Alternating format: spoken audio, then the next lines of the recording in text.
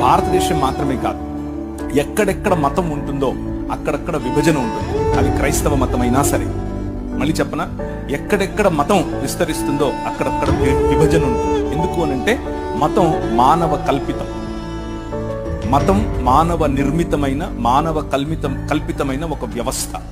మతాలు ప్రజల మధ్యలో చిచ్చు పెడతాయి. మతాలు ప్రజలను ఒకరికంటే తక్కువగా చూసే ప్రయత్నం చేస్తాయి. మతం అనేది ఒక విగ్రహం. మతం అనేది ఒక విగ్రహం. అది క్రైస్తవ మతమైనా సరే, డినామినేషనల్ రూపంలో, శాఖ రూపంలో ఉండే విగ్రహం.